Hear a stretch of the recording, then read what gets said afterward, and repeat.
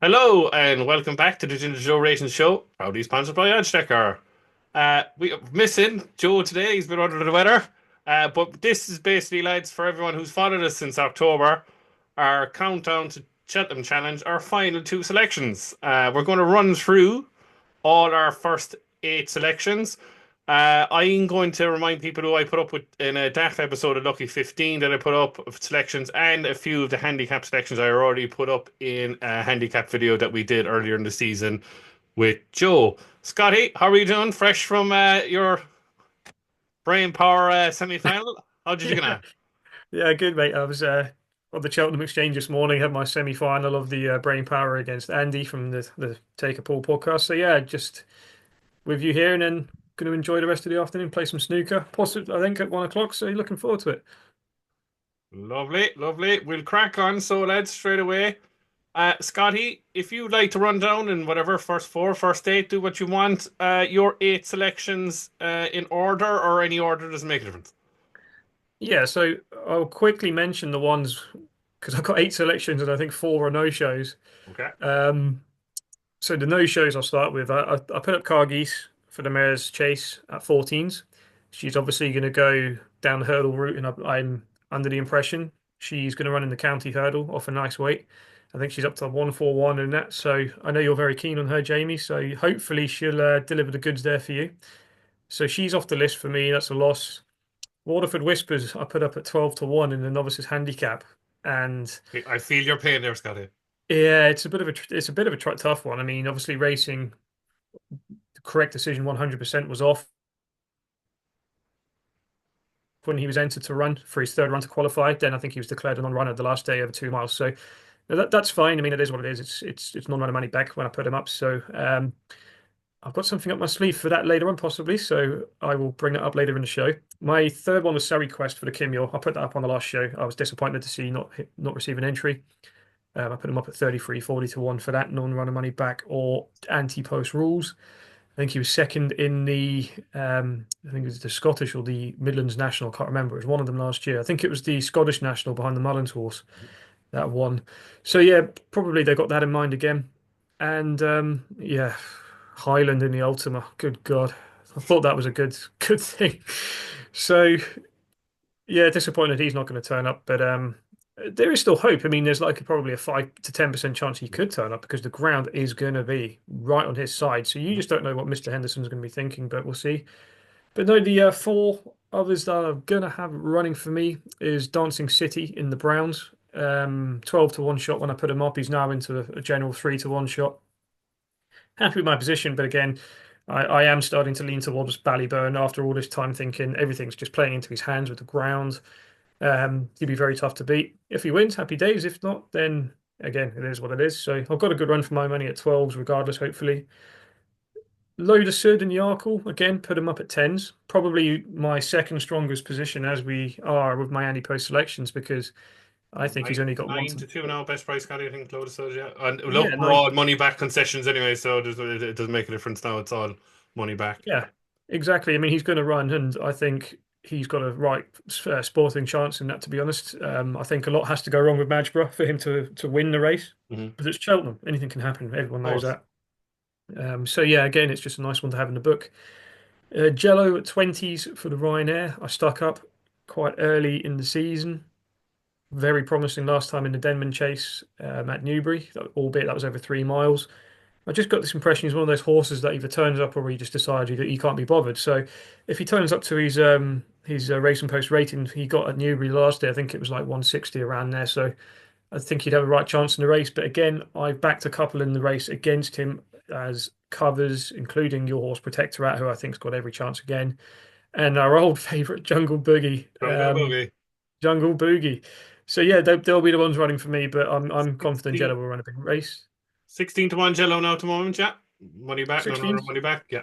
Still a good race. I think the Ryanair will be Best probably the prices, yeah. race of the festival if they all turn up. So it'll be a nice competitive race. And my last one is my strongest stand, I think, is Mm. East India Dock in Uh, the Triumph. mhm.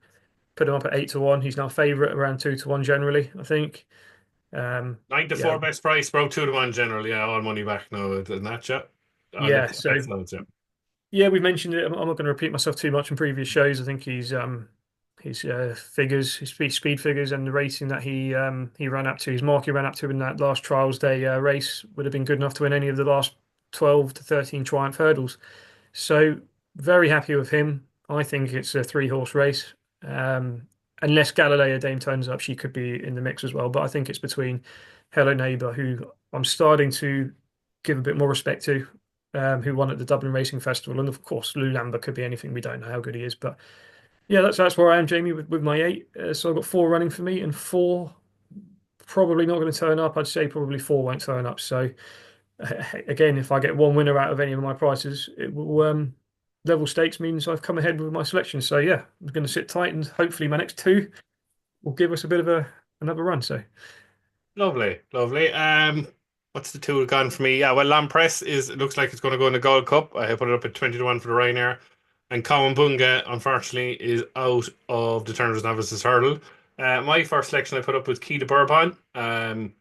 Happy enough with that selection. Didn't really change in prices. I see there are the best prices now. It's 18 to 1, 20 to 1. I put it up. Um, Slightly lively outsider, I suppose, Scotty, for the Browns. You just wouldn't know. The form with better days ahead, I suppose. In the pipe last year is the only piece of form, like you said, Waterford Whispers for that novice handicap chase. I fancied Waterford Whispers and Key to Bourbon. I thought they might have got another run and maybe run him in the Jack Richards, but they're going here. I presume Danny Mullins will be on. You never know. Could be someone else, Brian Hayes maybe. Still think he has potential, but I'm hoping just for a place more than anything at the moment. The second selection that I put up as non-press out. Third was Fortune to Mare in the bumper, 25 to 1. Skelton keeps putting him up as a dark horseman every time he's asked. His course form, his form isn't great. He bombed out at Huntington last day, just bolted really on Harry Skelton, but what's he now, 33 to 1, 41 in place, one running back. Look, he might get a place for me. You never know. I think there's definitely more fancied horses than that.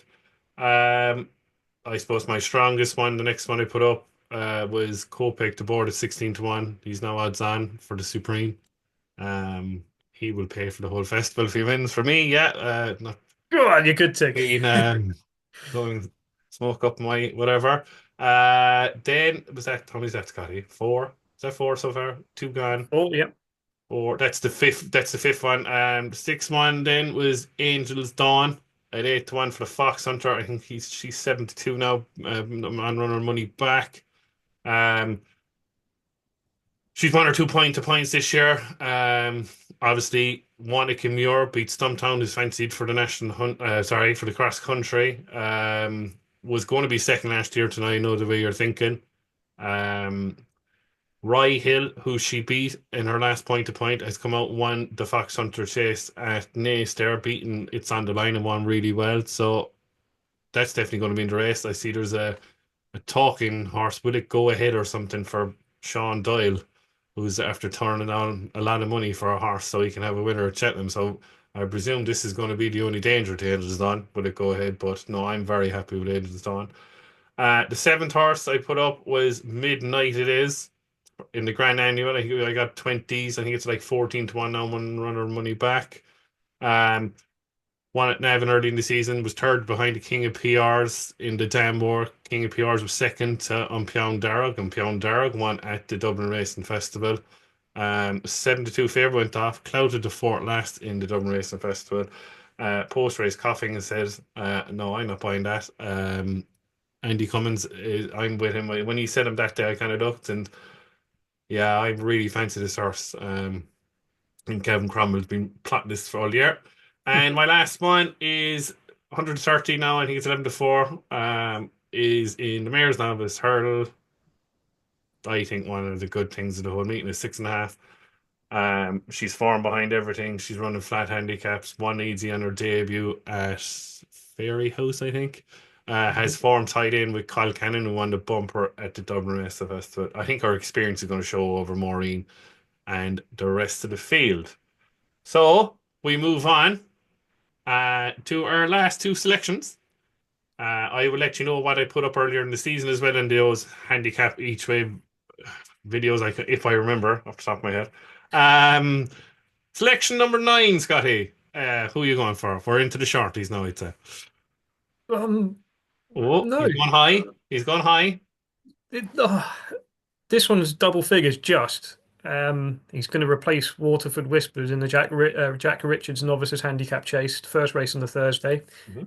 A horse who had a mark of 136, now up with the Irish tax to 139. He's going to run off 10 stone 11, which I think is a cracking mark. Very well handicapped, and that's the company sergeant for Good. Gavin Cromwell. And I will say, Jamie, I have backed all of these that I've put up on the show as singles. I backed him the other day. I took 10 to 1. I just think I think he's a bit of a sleeper in this race. Very experienced. He's been running, last time he ran in a handicap hurdle at Navan, finished third and 19. I think it was just the perfect preparation for him. He seems to have been running in the summer a couple of times at the likes of Kilbeggan, Tipperary, finishing behind Ashdale Bob, second of 14. All of his forms over 2.5 miles. I just think it's set up for him to run a big race here. I think he seems to run better in fields which have got more runners in. He's got a good record in small runner fields. I mean, he was fourth to Spillan's Tower in the old Powers Gold Cup at Fairyhouse last season. So yeah, he's got experience on his side. Third to San Salvador. That's another piece of form on soft ground over 2 miles at Roscommon in September. I think he's raced against some very good horses. And again, another piece of form I like when he was fourth at Cork over 2.5 miles. I think the horse that beat him, Gorgeous Tom, ran a cracking race in the Drinmore. Um, Not I don't think that's quietly fancied for the Browns. I see a lot of people putting up, especially with the forecast. If the forecast is right in the good ground, I'd yeah. assume I you think could put up gorgeous Tom. Yeah, Yeah, I mean, 25 to 1. I've seen people putting Gorgeous Tom up, and I just think it's there's some form lines in Ireland which are very seriously underrated, and that could be one of them, the Croke Park form line, all of that stuff. I'm not saying Croke Park can win the Browns, but I think it will be going forward. So yeah, I'm very confident Jamie, the company sergeant. I think 10 to 1 is a great price at the moment. I really think he'll be the gamble of the race. I think Gavin Cromwell's got some very good things this year in the handicaps, and I think this could be the best of them. lovely, lovely. Um, I suppose I was in pain, Scotty, not to put up horses that I've already kind of put up. In the video we did with Daff, I think I did a lucky 15 with July Flower at fives, Protector at eights, the Wall Park at sevens, and Angels Dawns at sevens, I think. And the handicap ones were Cargeese at 10 to 1 non-runner, no money back, 14s general at the time for the county. I had Imagine at 40s general for the plate, 25 to 1 non-runner, no bet. Lark in the morning, I put him in the wrong race. He's not going in the Martin Pike now. He's going in the, oh, what did I, County Hurdle. he's going into County Hurl. And there was one other one I put him. It was Imagine. Lark in the morning, car geese in the wall park anyway, yeah. So it was all that anyway, yeah. The one I suppose I'm happy about, two ones I was midnight it is in the Grand Annual and car geese, I suppose, in the county, definitely, yeah, 100%. I'm very happy with them. So I'm gonna go into my nine selection. It's going to be two, they're all less than 3 to 4 to 1 now. I'm kind of going safe, ish. Um or that I said in the last day one preview with Alex and Ian and yourself and Joe in the very last race on the Tuesday, the National Hunt Chase. I see here he's 72 top price, non-renewable money back. 72 with William Hill is the Gavin Cromwell trained. Now is the hour. I have to get him in. I was with pains that I didn't put him up already. I should have. I suppose he won last year. I come over. Remember, he won the Albert Bartlett Prestige hurdle over in Haydock before the Cheltenham Festival. He won by 17 lengths. Then he was beaten at Limerick, but he was kind of probably over the top then. Sixth on his debut, behind it at Lantique. Waterford Whispers in that race, Scotty. Good Land was in that race. But what's intriguing me now is that Gavin Cromwell ran back to normal in that race, and back to normal absolutely hosed up with the 2.5 mile handicap chase at the Dublin Racing Festival. Um, then he finished fourth behind, was it fifth? No, sorry, behind Shannon Royal, won the High Class Hero, was in that race, High Class Hero. Went on to win the beginner's chase at Punchestown there a couple of weeks ago. And then in the last day, he was fourth behind, beaten 4 lengths by 3 card brag. Captain Cody was in that race for only months. I think he's going to oppose, but he gets a pound off him. I suppose you have to take the chance that the Irish handicapper were putting up £10 to see that they knew what they were doing. The British handicapper has given him another four, up to 139. But I think Gavin Crum has been at pains to keep this horse underneath the 145 bracket all year. He knows what he's doing. This time, professionals can run in this race, so I presume he's a Keith Donoghue ride. I really, really fancy him, and 3 mile 6 is definitely going to be up his street, and he'll be my ninth selection. Now is the hour in the National Hunt Chase, the very last race on the Tuesday. Scotty, we'll move on to your final selection of our head to head. We're finally there. Very tough one. I almost put Solness up for this, my last one for the Champion Chase, but I'm on a massive price, so I don't want to go in again and give him it as a tip. But I'm going to do something that I don't really usually do, and it's tip almost a favourite for a handicap. I'm just going to stick Be Aware in for the Coral Cup. I just think it's a very obvious one, but just looking at his form, Jamie, it's all over 2 miles. I mean, look at his record this season. Bird Out Road, he was second to in the Greatwood Hurdle, over 2 miles at Cheltenham. Then ran a cracker when he was hampered at the last in the Ladbroke at Ascot. I think he's off 137. I don't know what weight he is. I just tried to see the weight he's going to carry in a race. I don't think he'll be massive in the weights. So again, just another well handicapped there. Dan Skelton horse. He's going to be definitely in the frame. I think his record reads something like 3-2-2-2-2-1. I mean, he's just an ultra consistent horse. And that goes back even to his maiden hurdle days. I think it was at Newbury when he won a maiden hurdle back in January last year, and he beat the likes of Navajo Indy, who's come out and franked the form since. I think he was. Did he win the Jerry Fielding Navajo Indy? He did, yeah. I think he did. Yeah. So it's just great form. And Bird Out Road's obviously let the form down slightly in his run at Wincanton. That's the only slight negative. But I think Be Aware going up in trip for the Coral Cup. It's probably an obvious one, but I think he'll take the world of beating in the race. So yeah, I'm going to stick him in and get him in the book, and he'll be my last one, Jamie. Be Aware in the Coral Cup is now. He's a short enough price now, is he? About 6 to 1, is he? 6 to 1, 7 to 1? Yeah, 6 to 1, but again, yeah, I think it's yeah. one of those where you could take the price, and maybe if you wanted to lay in running or hedge a bit, I think he'll go off about 7 to 2. He'll definitely start favourite unless Kopek to me runs, which I don't think he will. I think he'll go somewhere else. Martin Pipe, yeah. Yeah. Lovely.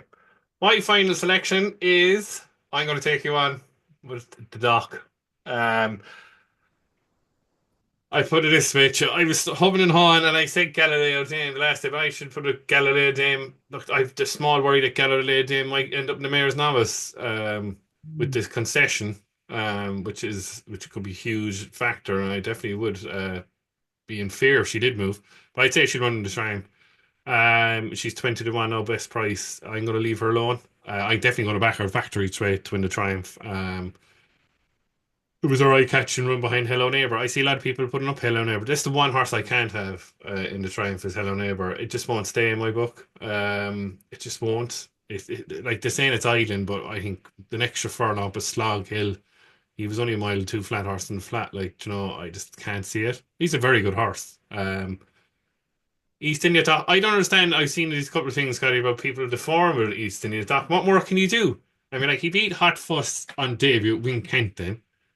Hot Fuss won a 2 mile handicap around Sudden last day. He's won a hurdle race. Like he beat Matarda and Torrent. He beat Torrent again, and then Matarda's won a race. Then he's beat Torrent even further, and then Stencil. Now I will say, Stencil, your eyes are going to be eagle eyed in the Bull and see how he gets on. Because I couldn't have him for the Bulls anyway, Stencil, but that's just me. I'm going with the potential. He's 2 to 1. I'm going with the potential, and I think Lalamba will win. They know what they have. I'm going on potential instead of form because Mondo Man was very poor in the Adonis, where Mambo number 5 was pulled up behind East India. So there's more form for East India.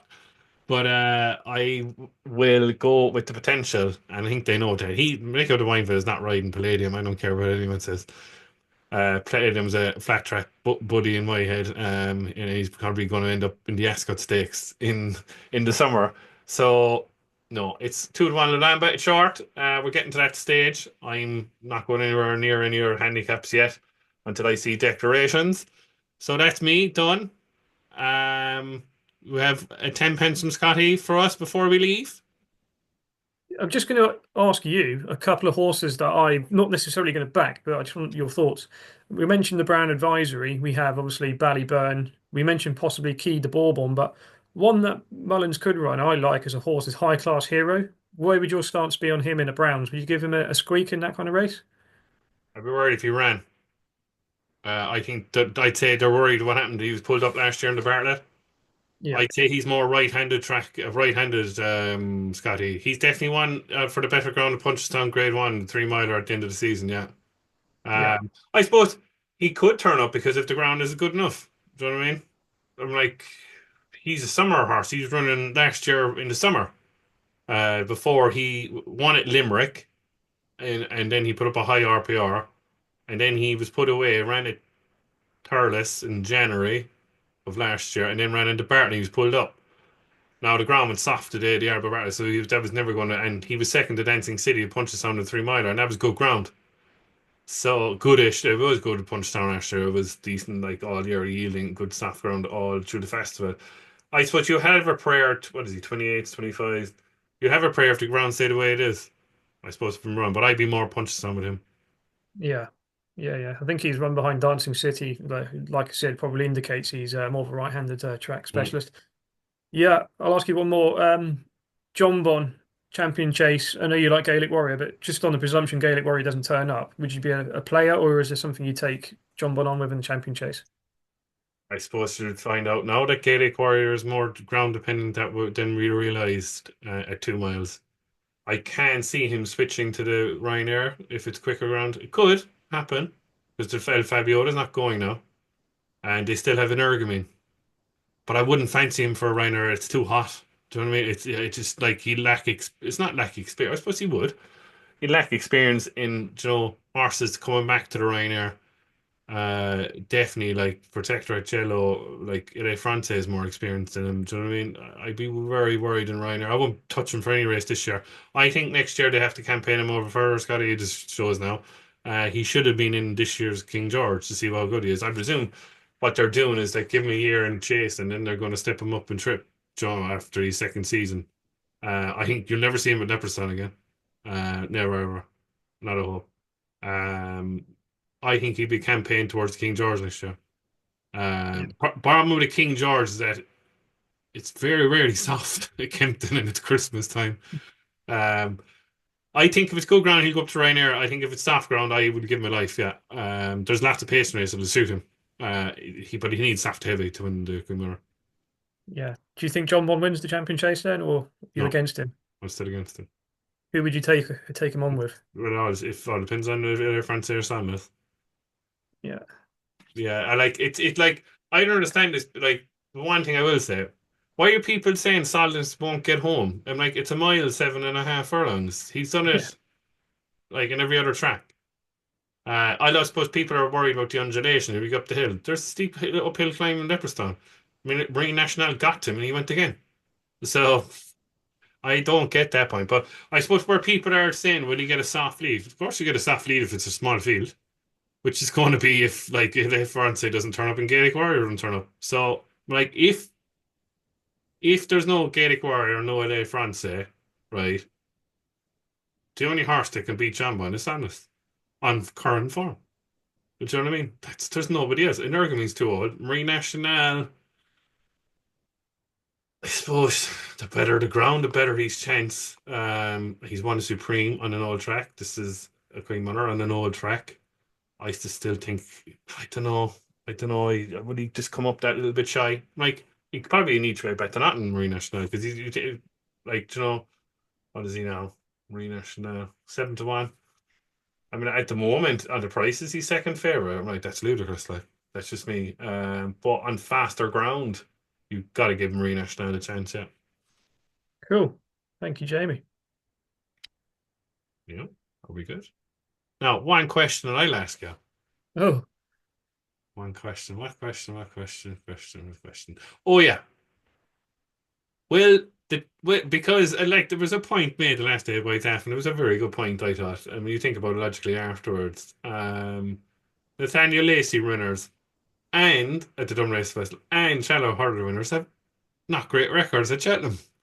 Is it this going to buck the trend? And do you think the new line will beat Final Man? I'm going to tell you something. I had a bet in the Mhm. Turners for the first time yesterday, What? and the horse I backed is 6 Mile Bridge. The I one, just think one he's, at the trials meeting. yep. Mhm.